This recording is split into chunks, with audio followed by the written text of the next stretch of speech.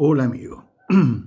Uno de las personas que me comenta, gente siempre muy interesada en información y que se da tiempo para nuestro largo, y voy a tratar de llegarlo lo más posible, comentario geopolítica, aquí en mi canal de geopolítica chilena, me ha pedido que le dé una opinión inicial de la situación en Rusia y Ucrania.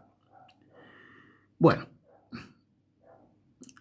desde el punto de vista estratégico personal, yo siempre he pensado que Chile tiene que ser un poder blando, influyente, bien armado, y en la lucha de los hegemones tiene que ser capaz de mantener su independencia y su capacidad de ser un factor de diálogo.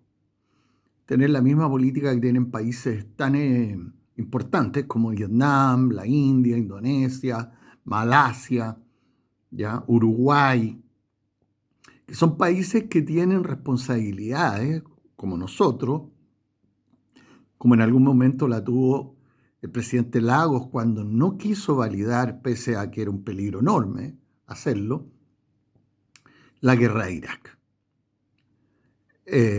Y demostró que en eso Chile no se pierde. No estamos dispuestos a coestar políticas que en definitiva van en contra de la paz mundial y la prosperidad de los pueblos. Por lo tanto, no podemos aceptar agresiones contra otros países. Eh, Dicho eso, tengo que decir que en relación a la guerra de Ucrania, es una larga cadena de circunstancias que se remontan al desplome de la Unión Soviética.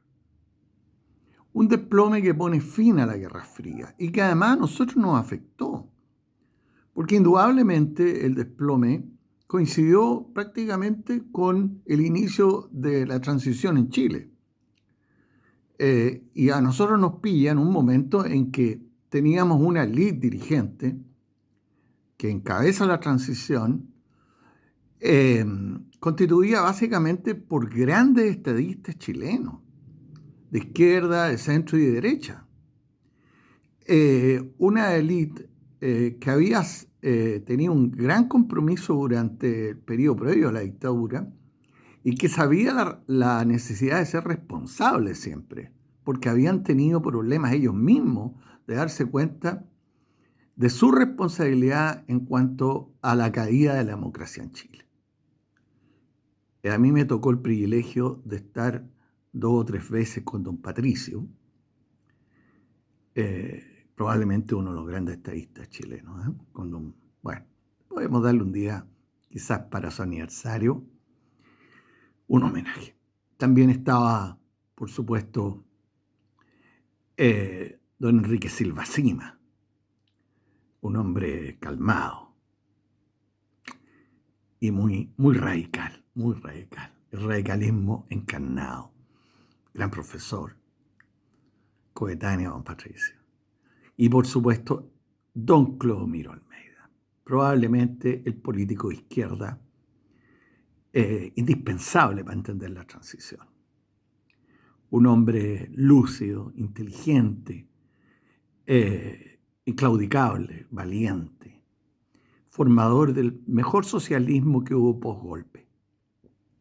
Y varios de sus discípulos, como Camilo Escalona y otros más, dieron la talla, gracias a que estuvo Clodomiro ahí. Y los tres, más el cardenal Silva, y más una playa de políticos, Jaramillo, empresariado de derecha de gran nivel, grandes líderes sindicales como Manuel Busto. En fin, había una playa de figuras nacionales que nos sorprende justo en el momento de la caída del muro de Berlín. Y eso nos permitió no tener una convulsión y hacer una transición extremadamente compleja en un periodo bastante corto. Hay que reconocer también que el ejército, las Fuerzas Armadas chilenas se supieron manejar en ese minuto. No por nada esta transición se hizo con el ejército, no contra el ejército. ¿Ya? Dando ejemplo.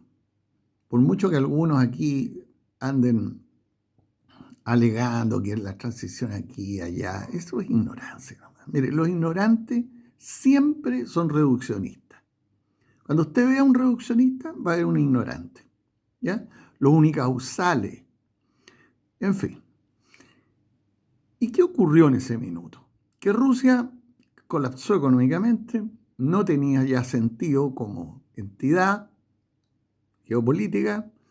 El marxismo en general era una cáscara hueca, como hasta hoy día lo es, porque como cáscara hueca se ha llenado de otros contenidos.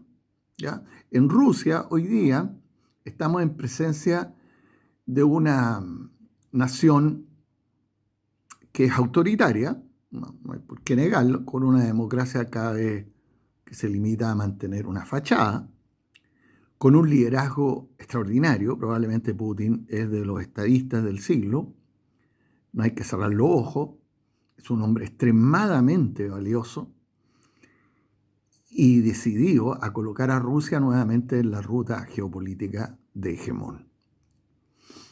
Y después tenemos una elite norteamericana que se encuentra de pronto convertido en el hegemón único. El hegemón único. Y ahí comienza una nueva realidad. Ideológicamente se escriben dos libros extremadamente importantes. El primero, extremadamente optimista y al cual adhiere toda la élite liberal y parte de la élite conservadora norteamericana de estrategia, estamos hablando de geopolítica, es el libro de Francis Fukuyama, ¿ya? El fin de la historia. Este libro es un libro paradójicamente de inspiración hegeliana, es decir, de la misma raíz de donde salió el marxismo, ¿ya? Y escrito por un seguidor de un filósofo llamado Kohoe, Francis Fukuyama, que es un divulgador del pensamiento hegeliano, liberal, que en definitiva nos dice que la dinámica mundial ha tenido una resolución definitiva, ¿ya? La tesis y la antítesis de estos dos grandes modelos que manejaron el siglo XX, el capitalismo y el socialismo, el marxismo y el liberalismo occidental, se ha resuelto por una victoria de este último, una victoria ideológica. Y que esa victoria pone fin a la historia, porque la historia es la historia de las ideas, no la historia militar. ¿Ya? Y Alexander Kohoe, que es un hegeliano, cree el método de la tesis y la antítesis. Y la síntesis. Y la síntesis victoriosa en este caso es la liberal. Paralelamente, la escuela realista agresiva también saca un libro, probablemente a través de uno de los grandes intelectuales norteamericanos, ¿ya? Huntington. Choque de civilizaciones, que dice, perdón, aquí no ha terminado el conflicto. Aquí viene el verdadero conflicto, con estas ideologías huecas que van a ser reemplazadas por el choque de civilizaciones. ¿Y dónde se va a producir estos conflictos? En las fracturas que separan a las civilizaciones. Va identificando civilización tras civilización. Habla de la civilización occidental, donde incluye obviamente Estados Unidos como el hegemón, Inglaterra como una potencia menor, pero el mundo anglosajón en su conjunto y la Unión Europea.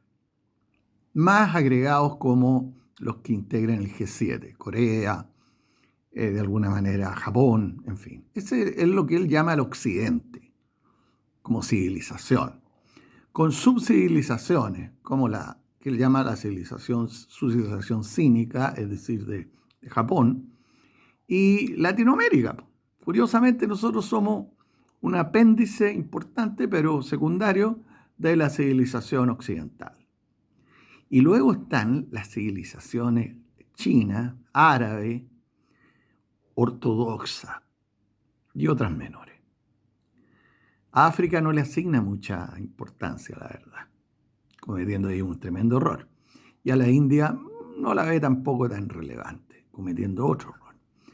Pero estas dos concepciones en el cual uno dice, no, aquí la síntesis la ganó el liberalismo occidental. Y el que se va a imponer, aquí se va a imponer el mercado, el neoliberalismo, la distribución de los recursos, se va a imponer aquí la mirada occidental para todo, la democracia al estilo norteamericano anglosajón, los valores de relativismo moral, ético, laicismo, etcétera, que hoy día, incluso en los extremos que representa hoy día el wokismo, Occidente exhibe precariamente tratando de imponerlo al resto de la humanidad. Y los demás son derrotados, los derrotados de la historia. Cartago, ¿no es cierto? Y otras civilizaciones, Egipto, que quedaron ahí, restos, desaparecieron, porque se impuso otro hegemón en esa época, Roma, por ejemplo. Y pasan a ser básicamente ruinas de un pasado glorioso pero derrotado. Esa es la Unión Soviética. La conmoción en Rusia fue tremenda. Costó una década de sacrificios, retroceso, disminución de población. Rusia comienza un estancamiento poblacional brutal. Piensen siempre que la geopolítica es territorio y natalidad también. No solamente política, es territorio y natalidad. Rusia de pronto se vio con una pérdida de casi un 20% de su territorio original. Es un país de 7,5 millones de kilómetros cuadrados, país más grande. Pero sí, todo perdió buena parte de su esfera de influencia occidental y perdió grandes territorios en lo que se llama el Asia Central, donde históricamente siempre estuvo asentado. Tuvo conflictos brutales. Toda la década del 90, postsoviética, tuvieron que enfrentar el desafío del islamismo en Chechenia, con 2 guerras brutales. De ahí toda la línea militar rusa que está combatiendo hoy día en Ucrania se formó en esa época, especialmente el gran teórico militar y estratégico que es el general Gerasimov, y también los brillantes generales que defendieron a través de gente como Surovikin, que algunos peyorativamente llaman el carnicero, cosa que yo no creo que debería ser, que forjaron su carrera militar en esos tremendos días de Chechenia. Rusia entra en un declive brutal de una década. Gorbachov, una figura contradictoria, totalmente seducido por Occidente, Gorbachov desmantela gratuitamente la Unión Soviética. Permite, quizás su mayor aporte a la paz mundial, la unificación de Alemania. Pero él pidió cosas para aceptar la unificación de Alemania. Pidió que se reconociera la frontera hegemónica o proxy de Rusia. Pidió que la OTAN o desapareciera o que Rusia ingresara incluso a la OTAN. Incluso lo pidió en sus primeros años de gobierno el mismo Putin. Pidió que no se avanzara, porque no tenía sentido. Ya Rusia no tenía ninguna función, su economía estaba en crisis total. La caída del producto había sido brutal. El capitalismo gangsteril que se instauró posteriormente, tolerado y fomentado por Estados Unidos, convirtió en un caos la economía rusa, postsoviética. Y sin embargo, solo recibió promesas. Occidente, y fundamentalmente Estados Unidos, no aceptó firmar tratados de seguridad colectiva para Europa que consideraran también los intereses de Rusia. En fin, ¿cuál fue además el otro gran problema? Que no se escuchó a los teóricos del realismo activo, como el gran George Kennan y Mearsheimer y otros teóricos que advirtieron este problema. Dijeron, oiga, aquí hay que incorporar a Rusia a Occidente. Alemania, con Kohl y posteriormente con la hija política de Kohl, Merkel, tuvieron la visión, igual que Schröder, de convertir a Rusia en un socio comercial. Y Alemania vivió los mejores años. Más de 30 años de prosperidad económica alemana se basó en un pacto real y profundo económico entre Rusia y Alemania. El despegue de la economía alemana, convirtiéndola prácticamente en el motor total y único de la Unión Europea y una de las potencias mundiales desde el punto de vista económico, llevó a que gran parte de ese crecimiento se debiera a la extraordinaria visión de los cancilleres alemanes y de una élite también de políticos rusos que supieron mantener este pacto económico, energético y político, que les dio seguridad. Aunque no había tratado, había seguridad económica entre Rusia y Europa. Por supuesto, esto causaba una enorme envidia en la Liga Económica Norteamericana, porque aquí Mr. Money es muy importante. Nunca hay que olvidarse eso. Aquí uno no tiene amigos permanentes. Eso siempre lo digo yo. Chile no tiene amigos permanentes, con excepción, obviamente, del querido gobierno inglés. Pero ya he hablado mucho de eso. Vámonos al punto. La era de Yeltsin fue un desastre. Crimen, delincuencia organizada, robo del aparato financiero, se crean los oligarcas, es un caos. El nivel de vida del ruso, terrible. Se disparan los niveles de alcoholismo, suicidio. La gente de pronto se encuentra contra la espada y la pared porque todas las prestaciones del estado de bienestar soviético de la década del 70 en adelante, en aquel periodo en que se criticaba a Brezhnev por el estancamiento, pero hay que reconocer que la Unión Soviética post-Khrushchev fue un periodo de muy buena calidad de vida para el ciudadano soviético, de niveles increíbles de vida, que hoy día uno los mira y se da cuenta, porque ahí falta una buena historicidad del periodo de Khrushchev-Brezhnev, que fue muy bueno para los rusos, la vida cotidiana fue extraordinario. Y todo eso se desplomó de un día para otro. Las pensiones no valían nada, la comida escaseaba, en fin, fue un caos. Fueron 10 años de muy mala vida, muy mala vida. ¿Y quién asume el caos? Bueno, lo asume la élite que estaba patrocinada por Estados Unidos, que mientras Estados Unidos intervenía a destajo, el embajador de Estados Unidos en Rusia era verdaderamente un procónsul, una autoridad, un hombre que se paseaba por Estados Unidos, por Rusia, disponiendo todo. El desmantelamiento del aparato militar ruso llegó a niveles increíbles. La flota rusa, por ejemplo, se pudrió literalmente. Se pudrió. Los aviones volaban 10 horas al año. Todo se derrumbó. El gangsterismo llegó a niveles increíbles. En fin, fue la época además de oro de los historiadores ingleses y norteamericanos que saqueaban los archivos de la KGB o de la ex KGB y en general, o sea, hubo un periodo en que llegaba un historiador, porque la CIA tiene historiadores que construyen obviamente relatos, y entraban a Lubyanka y a los archivos secretos y se llevaban, sacan fotocopias, en fin, desnudaban lo que había sido la extraordinaria historia del espionaje y de la Unión Soviética en general. No solo se derribaban monumentos, se derribaban instituciones.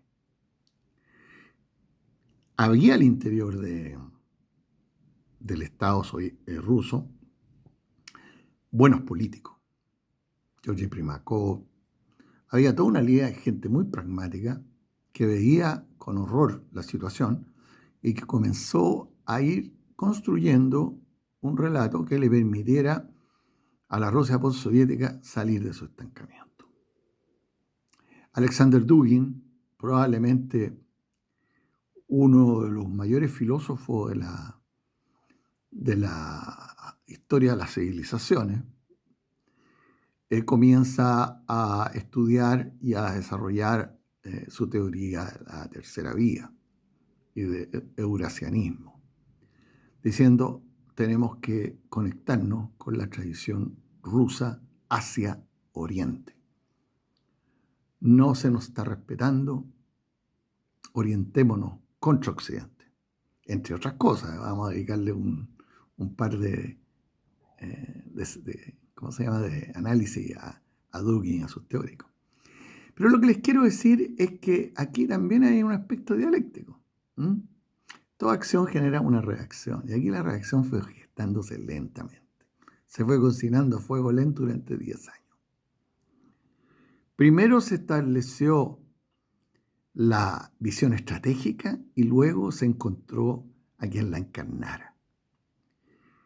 Y ese personaje que la encarnó fue elegido a mediados de los 95 por quizá una de las personas más visionarias, que fue el alcalde de Leningrado, que lo trajo, el hombre ya se había quedado cesante, era abogado, joven, 30 años, un poquito menos, que había sido coronel de la KGB, residente, como se llama a los mandos medios de la KGB de la época soviética, en Dresde, es decir, Alemania Oriental, de donde mismo apareció la gran política alemana Angela Merkel. Es por eso que ellos dos se entendieron siempre muy bien, porque hablaban en alemán y en ruso. Ambos manejaban ambos idiomas. Y este hombre fue siendo cocinado lentamente como líder. Y además llegaría al poder Vladimir Vladimirovich, acompañado de los siloviki. Así se denomina hoy en Rusia a aquello que, proviniendo de la élite de la KGB, acompañaron en su ascenso a la política, todos muy parecidos, cortados el mismo molde, ¿ya?, a Putin en la construcción de lo que es hoy día la Federación Rusa. Detrás de estos personajes hubo un extraordinario director de la KGB y secretario general posteriormente de la Unión Soviética, Andropov. Andropov, que consideraba que la decadencia podía ser detenida en el periodo post-Brezhnev, 80, Andropov estableció que la KGB debería ser la cuna y la élite de lo mejor del liderazgo ruso. Y efectivamente era así, era muy selectiva.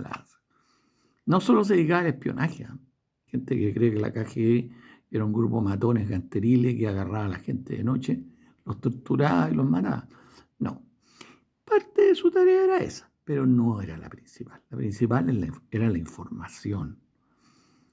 Y la información externa y la interna. Los informes que dictaba la KGB en esa época no se mentían, no eran informes tipo norcoreano. Oiga, está todo el descuido, todos felices aquí, estamos de miedo. No. Yuri Andropov veía la decadencia, sabía lo que pensaba el ruso y cómo veía a Occidente con envidia por un sesgo que está en el alma rusa también, que es la mirada a Occidente, que responde también a esas dos almas que tenía en ese minuto Rusia. Una que está insertada en la élite soviética, que era la admiración escondida a Occidente, la envidia a Occidente. Y otra que está muy reprimida porque se asociaba a la época Romanov, de los zares, era que había que tener mucha desconfianza de Occidente. Andropov sabía que lo que se venía y gestó una KGB del cual salieron Putin y los siloviki, que hoy día dirigen con mano de hierro a Rusia. Y lo que ocurrió entonces es que una noche de Año Nuevo, imprevistamente, Yeltsin se dirige al país y anuncia que deja su cargo y que su primer ministro en ese minuto, que ya estaba bendecido por la élite dirigente, que había asumido hace unos años, 1 o 2, y que había aplastado con mano de hierro en la Segunda Guerra de Chechenia, y era su sucesor.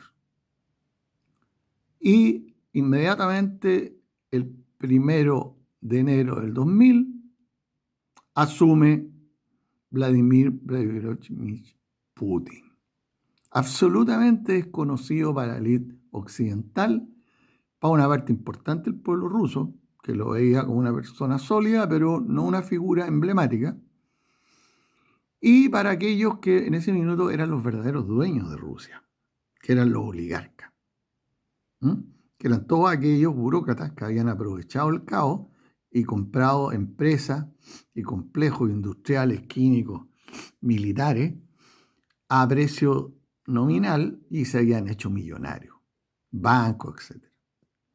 Putin además le toca una época inicial muy venturosa.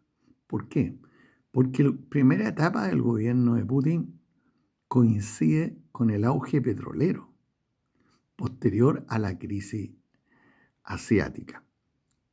Y en ese periodo Rusia recibe una enorme inyección de capital. ¿Qué es lo que hace Putin en ese periodo? Se va despojando de aquellos que habían destruido y robado de los oligarcas. Al principio les advierte, no los quiero ver en política. Estos son las personas que se dedican a la política. Los más inteligentes dijeron, bueno, de acuerdo. Putin tenía el prestigio de haber desarmado y destruido el islamismo checheno, que era la gran percepción de amenaza que tenían todos los rusos. Y ahora dirigía la economía hacia mayor orden. Junto a Putin llega también, no solo los siloviki, llega una nueva élite administrativa, tecnócrata, que comienza a ordenar la economía rusa, a poner reglas, a instalar verdaderamente una economía con un mejor manejo de las políticas públicas y sanearla. Hoy día está reflejado en la presidenta del Banco Central ruso, la Nivolina, y en el primer ministro actual de Rusia, que son personas extraordinariamente capaces, reconocidas por todos, a nivel mundial incluso, que dirigen la economía rusa y han saneado. En un minuto, por ejemplo, Nivolina cierra más de 170 bancos de un plumazo, reordena todos los bancos, expulsa a los oligarcas del sistema bancario, reduce la inflación violentamente y los demás tecnócratas comienzan políticas lentas pero potentes de importación de capitales, de bienes de capital y sustitución de algunas importaciones. ¿ya? La economía rusa se reordena y se despoja a los oligarcas en favor de los siloviki la administración de las grandes empresas energéticas. Y se expulsa de Rusia a todos estos oligarcas. Algunos, por esas cosas que tiene el mundo ruso, terminan suicidándose, colgados en algún puente en Occidente, con un balazo en la nuca, o de pronto se toman un poquito de polonio, ¿ah? Y nadie sabe por qué. Y en definitiva, terminan todos fuera de Rusia y los siloviki ocupan todos los cargos y todo el sistema económico, junto con los burócratas en esta alianza extraordinaria. Rusia comienza a reordenar toda la economía y a acumular fondos que convierten al rublo en una moneda muy potente. Al momento de la guerra de Ucrania, Rusia tenía solo en reserva 350.000 millones de dólares depositados en Occidente y otros 300.000 en oro y depósitos en el Banco Central Ruso, es decir, más de 600.000 millones de dólares y euros en reservas. Y eso era producto de un manejo de políticas públicas extraordinariamente ordenado. Por lo tanto, no estamos hablando de un país débil. Las Fuerzas Armadas comienzan a reordenarse. Se comienzan a manejar los gastos, se disminuye el tamaño de las Fuerzas Armadas, se reconstruye la Armada Soviética, la ex Armada Soviética, la Armada Rusa, se da prioridad a las fuerzas submarinas, la Fuerza Aérea también adquiere un volumen impresionante, excelentes aviones, siempre han sido muy buenos, y comienza una inversión en la industria militar y tecnológica extraordinaria. Yo diría que en muchas áreas Rusia ocupa el primer lugar en tecnología militar, por lejos. ¿Sí? Por ejemplo, en tecnología misilística de hipervelocidad. Nadie le gana. Estados Unidos todavía está tratando de tirar un cohetito, todos fracasan, no logran la tecnología. En materia de balística, misilística, Estados Unidos está por lejos. En materia de guerra electrónica, por ejemplo, Rusia da clase en ese tema. En materia, por ejemplo, satelital, etcétera, etcétera, etcétera. La ciencia soviética que sobrevivió, porque la inteligencia no es solo economía, es acumulativa.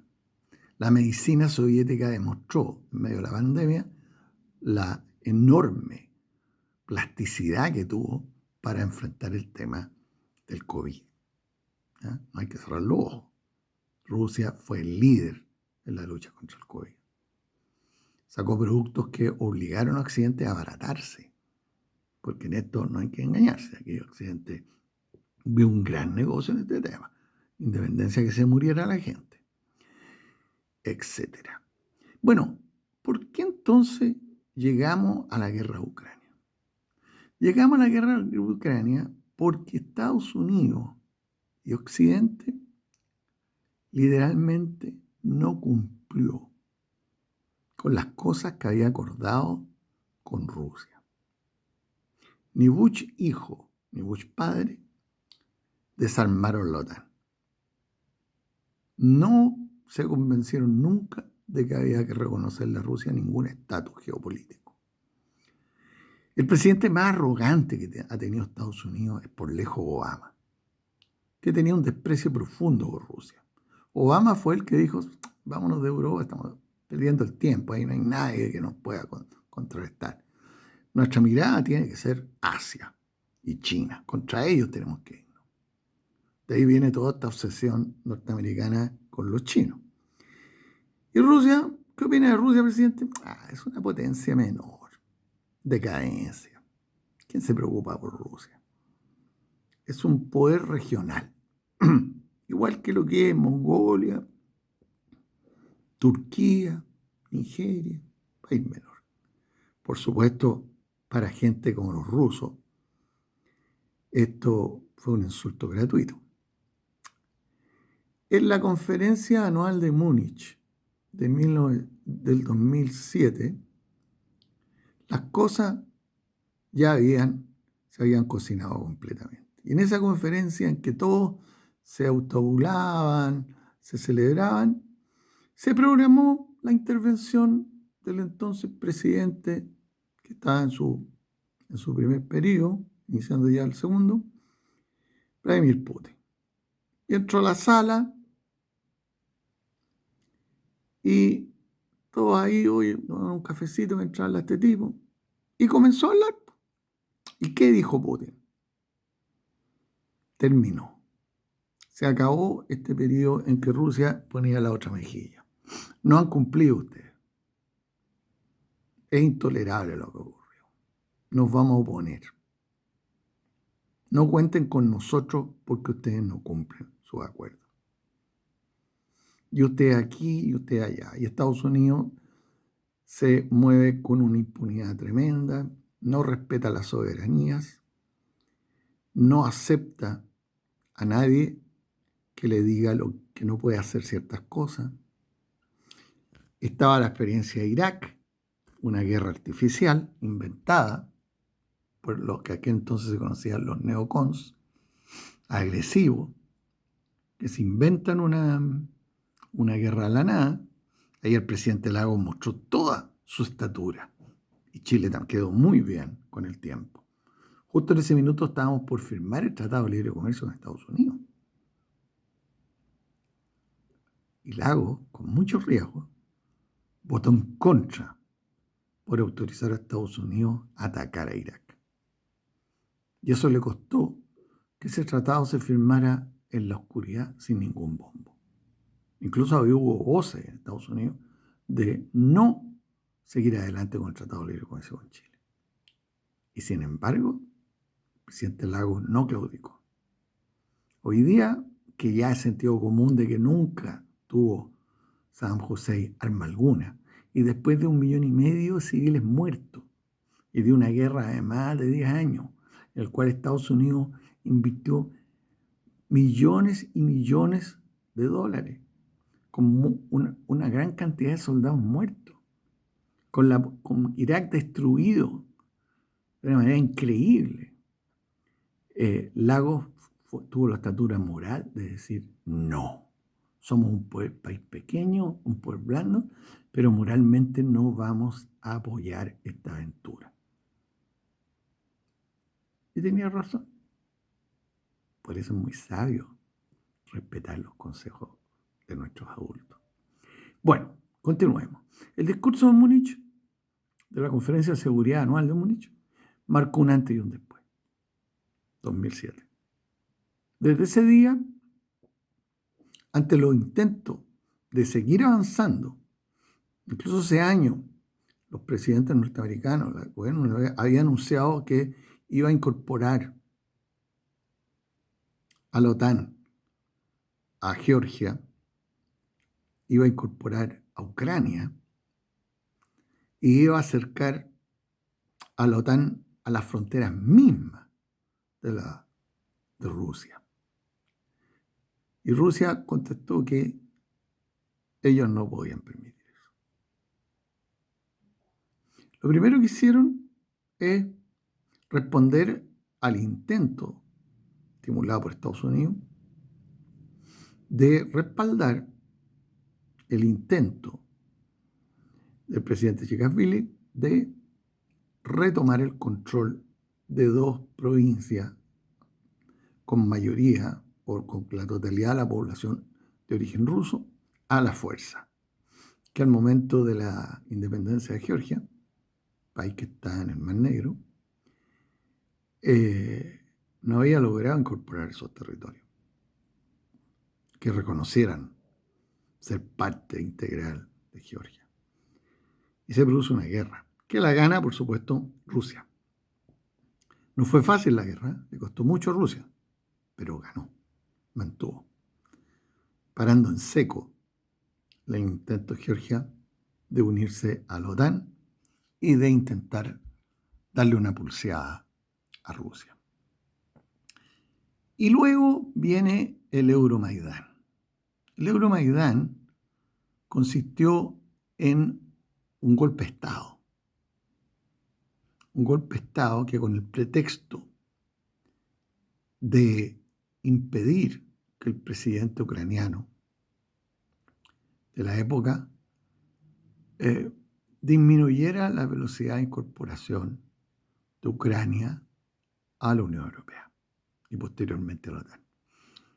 Se produce una rebelión, fundamentalmente en Kiev, que rápidamente comienza a ser controlada por los grupos más nacionalistas, que admiran a un personaje histórico que se llama Stefan Bandera, que fue el principal persecutor de nazi y colaborador de judíos y colaborador del régimen nazi en Ucrania durante la Segunda Guerra Mundial. Y dan un golpe de Estado, expulsan al presidente, que había sido elegido, por elecciones libres, ¿ya? Que tiene que refugiarse en la Unión Soviética, y proceden a constituirse en un gobierno provisional con una vicecónsul, que es la señora Victoria Nuland, que hay que siempre estarla mirando, es un personaje muy interesante. La señora Nuland comanda este alzamiento en los hechos, lo financia con la CIA, y se produce este golpe de Estado. Y a partir de este golpe de Estado comienza una persecución a la población ruso-parlante, que es alrededor del 40% de la población de Ucrania, y que está concentrada en los territorios que actualmente están en disputa en el conflicto. Lo primero que hace Putin es tomar el control de lo que se llamó Crimea. Toda la zona de Crimea queda en manos de Rusia, y lo segundo fue darle respaldo militar a las repúblicas que se autodeclaran independientes, la República Popular de Lugansk y la República Popular de Donetsk, de mayoría absolutamente rusa. Lo mismo que en el caso de Sebastopol. Y se construye ahí un sector que en la práctica se autonomiza de el gobierno central ucraniano. Y Estados Unidos y Occidente imponen las primeras políticas de sanciones. Entre el 2015 y el 2022, en ese periodo, se firman 2 acuerdos para poner término a los conflictos que se están dando al interior de Ucrania, que son Minsk I y Minsk II, con el objeto de, atrás sin golpe, conversemos. Rusia propone la federalización de Ucrania a fin de garantizarle a la población ruso-parlante sus derechos, y discutir el caso de Crimea. O sea, mantener la integridad actual, o sea, antes del 2015, la que existía antes del 2015, de la República de Ucrania. Esa es la oferta que hace Putin, la federalización y un nuevo estatuto para Crimea. Y la neutralidad, es decir, jamás Ucrania pertenecería ni a la Unión Europea ni menos a la OTAN. Obviamente que Estados Unidos y Occidente dilataron esto. Nunca se logró que se cumpliera. Por eso hubo un Minsk I y un Minsk II. ¿Ya? Y en confesiones mismos de Merkel, ella dijo, la verdad que ambos acuerdos tenían por único objeto ganar tiempo para rearmar a Ucrania. La ética de Occidente. Bueno, ¿qué ocurrió?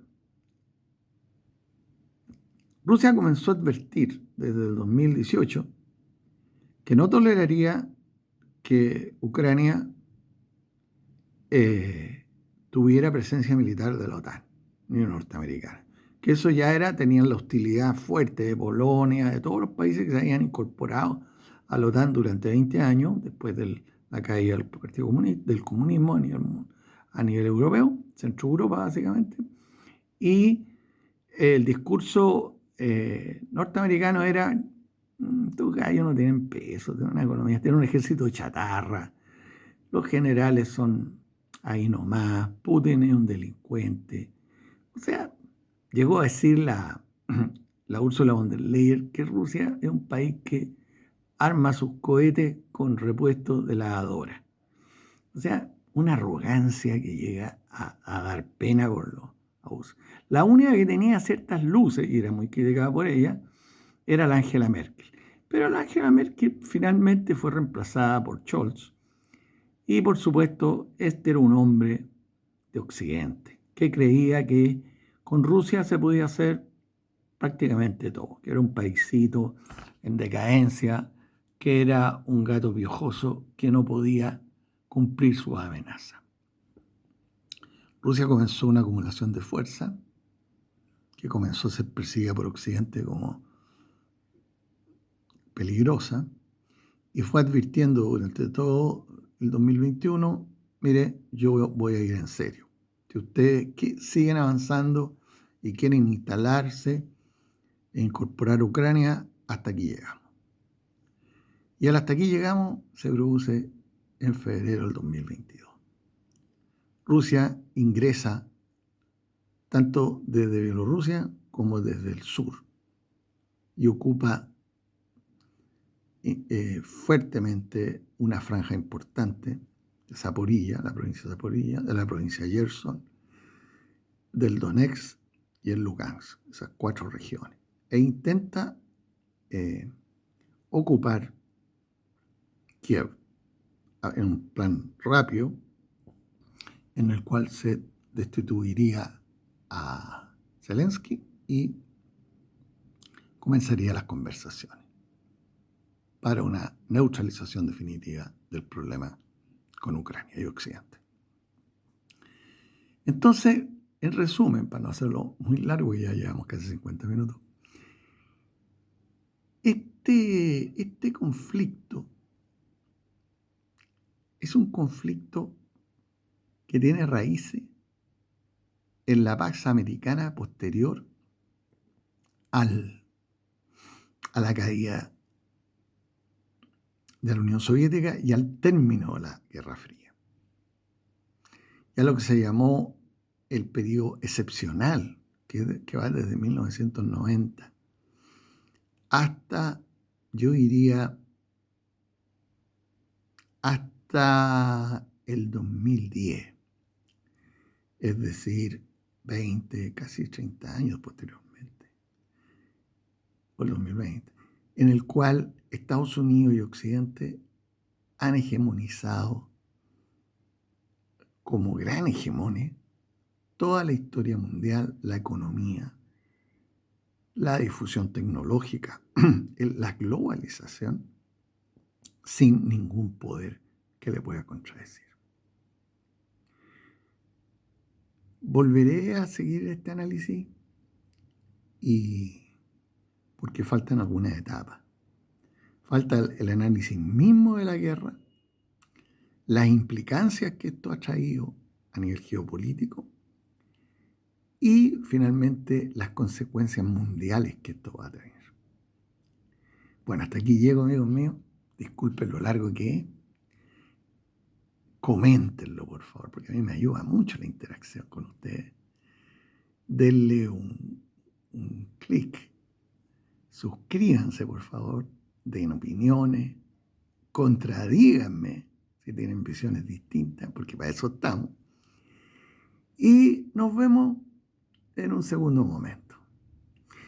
Les informo, también voy a hacer una serie de análisis de lo que se llama, y que va a ser el tercer capítulo sobre las izquierdas latinoamericanas, que es el análisis de todo lo que se mueve alrededor de los años 2000 en adelante en la izquierda latinoamericana, porque creo que es hoy día la explicación para las distintas posiciones que tienen los dos bloques que hay al interior, los tres bloques que hay al interior de la izquierda latinoamericana.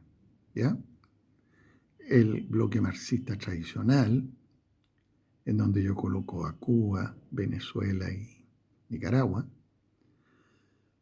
al bloque más del Círculo de Río, donde está más consolidado hoy día que nunca, que es Colombia, Brasil y México, y curiosamente el tercer momento de la izquierda, que es el que está liderando de alguna manera el presidente Boric, que es muy interesante, que podríamos llamarlo la generación post-Guerra Fría, donde la izquierda tenía un pasado que ahora esa generación no lo ve como una experiencia personal.